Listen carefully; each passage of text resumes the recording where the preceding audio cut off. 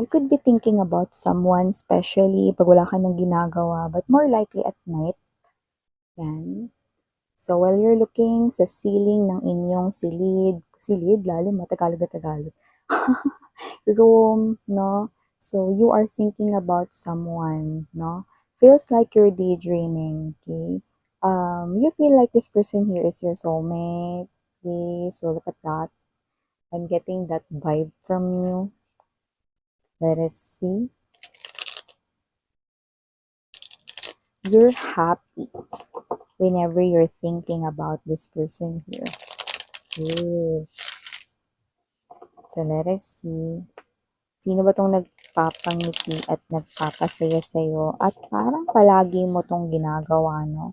Gabi-gabi, no? Yung pag-iisip sa kanya. Iniisip ka ba niya? Intrometida yung reader. Well, I hope malaman din natin yan here, no? Kasi para naman, okay? Alam ko, isa yan sa mga parang mga tanong ninyo, no? Kung iniisip mo siya, iniisip ka rin ba niya, diba? Let's go.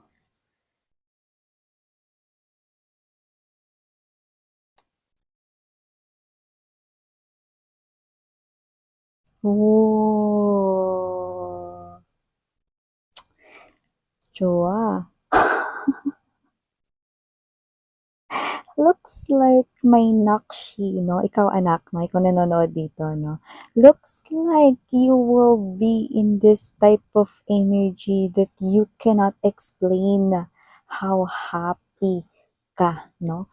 Ang sarap ng feeling ng gano'n, no? Hindi mo maipaliwanag kung gaano ka kasaya. Ibig lamang sabihin, no, tatapa ka sa isang klase ng energy na parang looks like a miracle, looks like this is something here unbelievable, diba? So, wow, you look like you will be so happy right here. Timeless ito, so pwedeng nangyayari na ngayon, pwedeng happy ka na ngayon, yung iba naman, no, nangyari na, no, like tapos na, no, but you are still happy pa din, no, and then yung iba naman, might be a prediction sa inyong future. You look at that! I'm just telling, no, happiness, no, at hindi lang ito basta smile, look at that, no, you know, masayang masaya, tuwang-tuwa, no, so nakikita ko dito that this is something here that feels like unbelievable, no, like a miracle to you, no, pero nangyayari, nangyayari at nagpapatuloy na nangyayari. 8 of Wands energy. So, yeah, look at that. Para ka na ritong pwede nang maging ano ha, endorser ng toothpaste.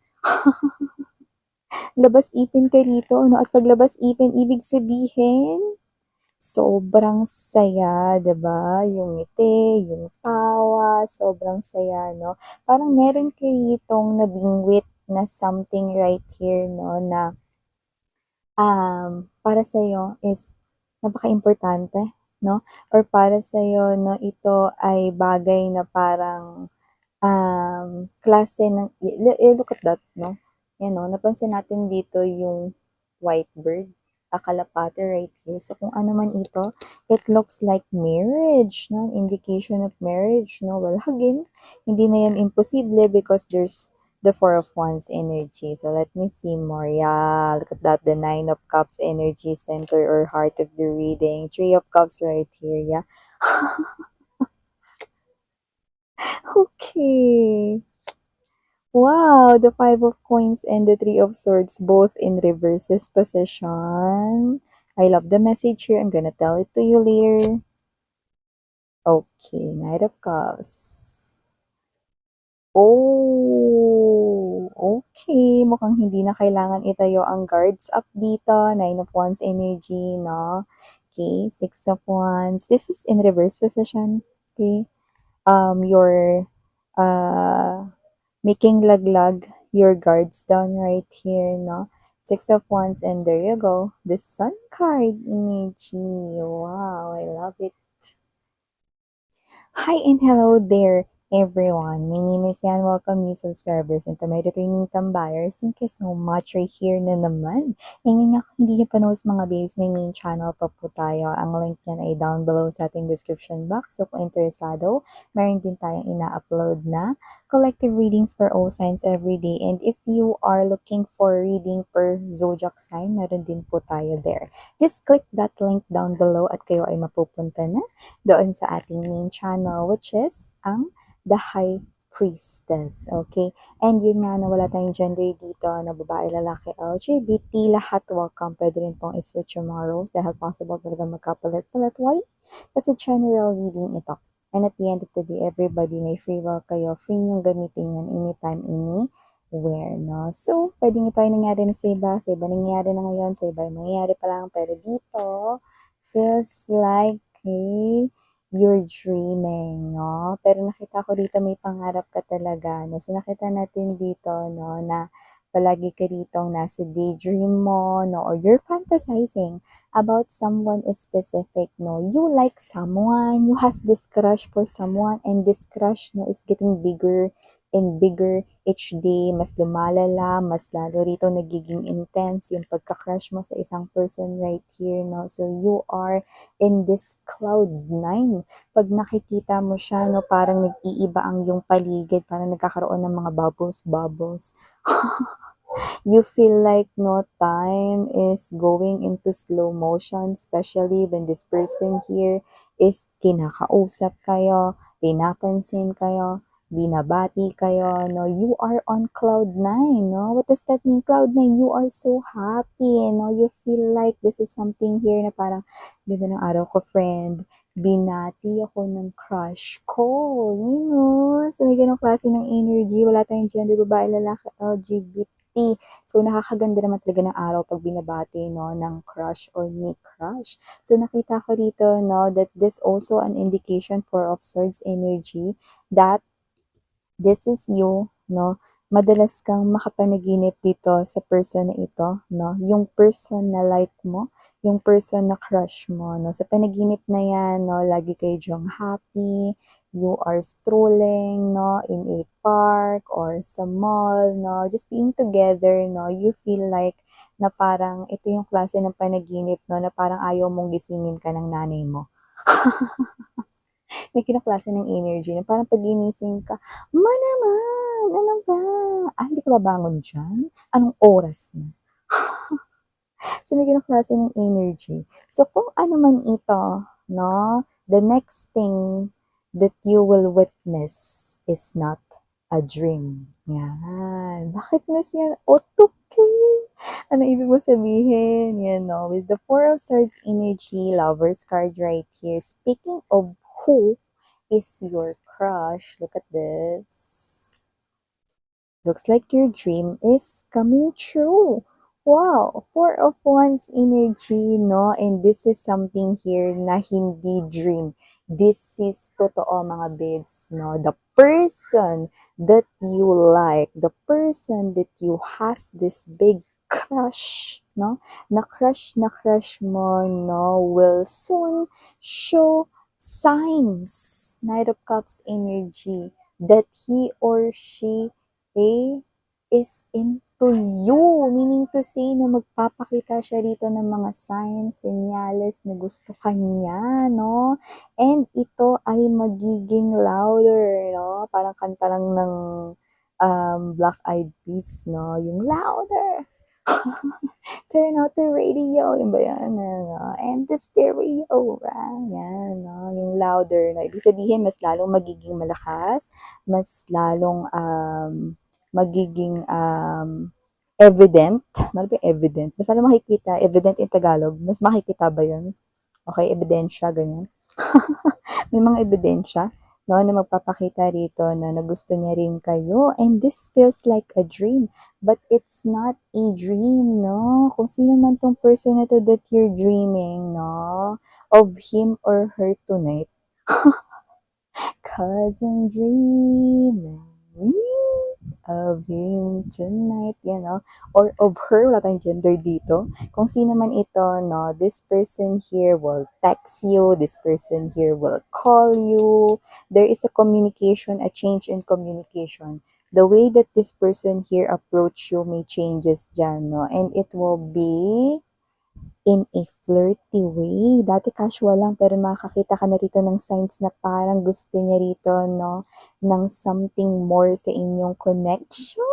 And your wish is coming true. That's why your ngiti is so lucky right here, no, na pwede ka na rito maging, okay, model ng toothpaste. With this, no? Yan. So, nakita ko rito, mga babes, no, that soon, your crush right here, the person that you like, is specifically, kung sino man yan, you know his or her name, you know his or her age, you know where his or her home address, no? Yan, hindi kayo stalker or whatever, pero you keep on looking at his or her photos sa kanyang social media, whatever social media platform he or she is using. Could be Facebook, TikTok, Instagram, whatever, no? You're following this person here, you are someone who is his or her liker, no? You are not someone who frequently comment, no, doon sa kanyang mga post, but you are someone, no, na palaging nakaantabay, nakatutok sa kanyang mga post, no. You have this big crush for this person here, no, and yeah, the photo is your wallpaper. Sa desktop mo, sa cellphone mo, no, pero walang kayo, pero siya ang wallpaper mo. 'Di ba? So, nakikita ka dito mga babes, so that the next thing, okay, hindi mo na lang yan basta ikikis. Yes, nakita ko kayo dito, kinikiss niyo yung phone ninyo, no, kasi siya yung wallpaper ninyo, no, or yung desktop ninyo, yung laptop ninyo, yung tablet ninyo, no. Hindi mo na lang ikikis yung picture dito, mga beshies. Kasi nakikita ko dito that you're gonna kiss this person here for real. And it's gonna happen now. 2025 is definitely, no, ang love life mo ay mag-iiba and you will be so happy in this type of love story. And why not? This is the person na super crush mo. So, ano pa nga ba? It's a call for celebration. As nakikita ko rito na pag nakita mo yung mga signs, kikiligin ka. Alam mo, 1 to 2 signs pa lang, kikiligin ka na. What more kung sunod-sunod pa? So, nakita ko rito that you're not dreaming, no? So, parang kayo to na friend. Kurutin mo nga ako, girl. Yan, no? Yan, no? And then, parang pag kinurot ka niya, no? Masakit, di ba? Ibig sabihin, hindi ka nananaginip, no? This is for real. This is something here, no, na naging totoo yung pangarap mo at ito yung person na pinapangarap mo. Alam mo, nakita ko rito, you were once lost in love. Natalo ka rito, plus naligaw ka pa, no? So, with this Five of Coins energy, no, Three of Swords, hindi ko na nakikita yung sad girl or sad boy dito. You will be a totally different person right here when you step into this kind of connection with this crush of yours, no? Alam mo yung crush mo, simple lang. Simple lang siya manamit. Okay? Parang kahit na pagsuotin mo lang to ng plain t-shirt, no, tas pants lang, no, dalang-dala ng kanyang itsura. This person here could be someone who's attractive, good-looking, or malakas yung appeal niya, kind of thing, no? And nakita ko dito na parang, girl, kailangan pa bang itaas yung guards down ko? Babaning yan. Meaning to say, this is you na you're not being close off, you're, isa-isa ninyo tinatanggal yung harang sa inyong self, you're being more open to this love, to this person here, no? And with the Six of Wands energy and the Sun card, nakikita ko mas magiging masaya ka pa dito sa mga darating pa na mga pagsasaluhan ninyong moments. I'm seeing that marami rito na maitutulong yung person na ito sa inyo na para mas lalo kayo ritong maging best version ng inyong sarili. At hindi lang sa inyo marami siyang matutulong, ikaw din, marami ka ring matutulong sa kanya. So, wow, very beautiful love story, no? Yeah, you're not daydreaming, sweetheart, no? Kahit ako pa yung sumampal sa'yo, no? Sasabihin mo na, apat sana. Yeah, because you're not dreaming, no? That's why, pag kinurot kita, sinampal kita dyan, no? Mapifeel mo talaga yung masasaktan ka because it's true. Okay? This is your reality right now.